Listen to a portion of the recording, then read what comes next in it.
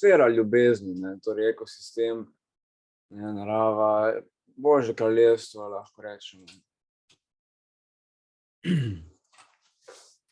Tako da, kjer se. Ja, torej dal sem naslov spet človek, lovec veliko, poglavje ljubeznjenje. Ljubeznjenje, to je zame en izraz, ki predstavlja proces pretvorbo vsega, kar je v ljubezni. Ne, cvetenje ljubezni in to je ta univerzalni in dokončni proces, ki se dogaja. Je pa ta beseda človek tako čudovita, sem imel meditacijo, ko so bile stiske, sem meditiral na torej besedo človek, ne. Torej prva in zadnja črka so napisana z malo začetnico, a ne, in torej te dve postaneta nevidne, postaneta irelevantni, postaneta, ja, prosojni, torej. Medtem ko love, ne, ljubezen, po slovensko, pa postaja vidno. Torej, se dogaja, da človek kot tak postaja vedno bolj ljubezen in vedno kot človek vedno manj relevanten. Ne. Ker ljubezen ni omejena z neko formo, obliko, čeprav Kristus je tudi človeško formo zavzel, ampak obstaja različne podobe vesoljcev in pojavnosti v vesolju. Tako. Prejšnjič sem govoril tudi o bonobotih, torej te živalski svet, ne, torej vsi največji učitelji so v končni fazi učili od živali in bonoboti so nekako nam najbližji, so tisti, ki najbolj živijo make love not war. Torej, ko imajo probleme, ko so ljubosumja dogajajo ali pa borba za partnerico, takrat ali pa če je moški samec stresiran, ga ženska vzame samica in ga na spolen način umiri in skomunicira. Torej vse preko spolnosti komunicira, nič ne besedičijo, ampak vse zelo praktično, zelo otipljivo in konkretno. In zanimivo torej, da kljub temu v tej mnogoterej izmenjavi in partnerstva in teh spolnosti nimajo bolezni spolnih bonoboti. Spolne bolezni so prišle, ko je Cerkev torej dala hipnozo, da je spolnost greh in tako naprej. Takrat so se potem v umu človeka formirale vzorci, ki so prinesli do bolezni, seveda. Poleg tega ljudje, človeki, homo sapiensi, smo bili tudi narejeni, torej brez dlak, imamo ravno nasprotno kot opice, torej kamor ima opice dlake, tam smo mi nagi in obratno. V glavnem, torej mi smo med drugim nagi, torej zato, da smo bitja ljubezni, da se ljubimo. Zato smo nagi, brez dlak. In poleg tega imamo tudi naši nekako najbližji sorodniki zemljanov, nas ljudi, človekov, so pa Sasquatch. To so naši starejši bratje, Indijanci jim rečejo Sasquatch, na Tibetu bi rekli Yeti, v Avstraliji Joey, Alma, v Sibiriji, v glavnem po celem svetu so znani, ampak v Evropi so bili zadnji izgnani kot troli, smo jih preganjali največ v srednjem veku bili. In sedaj, ko se njihovi gozdovi krčijo v severno-zahodni Ameriki, se zdaj obračajo k nam, da navežejo spet stik z nami, čeprav smo tako pogosto tako umazani z entitetami, da predlaga, da se najprej prečistimo v vseh 4 elementih, da se nam lažje obrnejo.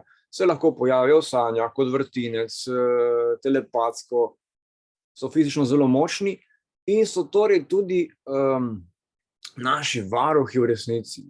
Torej, zato smo tudi mi tako šibki, krhki in brez dlak, ker na nas oni objemali Yeti, torej in varovali.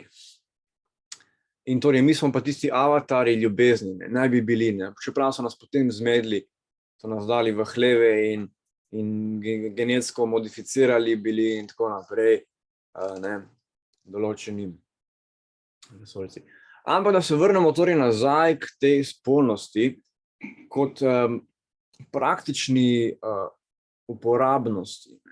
Torej, ko opazujem človeka, vidim, da je razvil človek veliko orodij, kladivo, nakovalo, čopič, platno.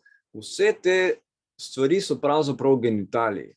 Genitaliji so in čopiči in kladiva in vse, kar je človek zunanja orodja razvil, so v bistvu nepotrebna, ker vse to so genitalije, torej falus in joni. In preko tega lahko človek kreira čudovite reči. To je tak najgloblji inženiring energijski in če imamo ljubezen zraven, je sožitje in komunikacija in vse. In danes, ker je sobota spet vijoličen dan in je vijoličen žarek, je spolna čakra, bom omenil tukaj moj vijoličen kres. Namreč imamo planet Zemljo, ki potuje skozi vesolje. In na dnu planeta je velik ogenj, se lahko predstavljamo, ta od celega plemena, civilizacije, veliki ogenj, vijolični ogenj, ki smo rekli, da deluje kot kompost. Tako da vse, kar imamo neumnosti okoli sebe, samo mečemo dol na dno planeta v ta ogenj, da se tam transformira, da poganja v bistvu to nepotrebne reči, da se reciklirajo in poganjajo planet. To je torej ogenj, smo rekli, smeha in odpuščanja, vijolični plamen. Potem bom tukaj omenil še galaktiki, rečejo, da so svetlobno in tehnološko dosti bolj razviti kot mi Zemljani, ampak rečejo, da ljubezen, kakor je na Zemlji, se ne da nikjer drugje v vesolju izkusiti. In tako imamo torej, smo v peskovniku, kjer ustvarjamo, pripravljamo, vežbamo, kreiramo stvari. In tukaj imamo peskovnike, politika ima svoje peskovnike, cirkev ima svoje peskovnike, to so peskovniki, igramo. In ta najvišji nivo peskovnika je torej ta transmisijska meditacija, meditacija nove dobe, ki se stoji iz dveh faz. Torej imamo prejemanje navdiha, vizije, ko se človek obrača navznoter in prejema videnje. Zunanji vidik te meditacije pa je torej ta projekcija, ki se izvaja, torej ko se ta vizija oddaja v prostor, v življenje na Zemlji. Fokusiramo se na prejemanje, to, kam se projicira, to ni naše delo, ampak lahko vidimo. In te projekcije, torej, ki jih oddajamo od sebe, so sestavljene iz mnogih nivojev, mentalne projekcije, čustvene projekcije. Veliko je teh vzorcev in vtisov, ki se oddajajo od nas samih. In zato, če hočemo rešiti svet, spremeniti svet, spremenimo sebe. In se potem smo priča tudi z drugim stvarem v zunanjem svetu. Tako da, ja, ljudje mi je pomaknjeno v usta in je treba se primiti, dvigniti, zavzeti, ker namreč te čarovniki, črni magi na čahovnici, ki so skriti, in tudi beli magi, vsi imajo v bistvu neki interese, svetonazora, torej kaj se seje v glave ljudi, da se to potem projicira. Ja, tako da prijemamo določene reklame, saj veste to, določene novice, prirejene, je vse z namenom, da se torej njihovi interesi in projekcije kreirajo. Vse to itak že vemo. Tako da jaz človeka vidim kot jajce.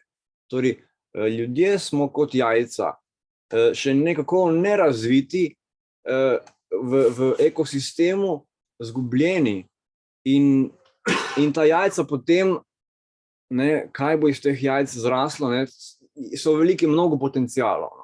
Tako da ne bomo nobenega sodili, ker smo vsi še v nekih procesih valjenja. In saj veste, kako je. Če se lupina predre od zunaj, imamo smrt. Če se lupina mora znotraj navzven počiti. In usoda vsakega je, da jajca je, da enkrat poči. In tukaj torej, ko še govorimo o teh interesnih skupinah,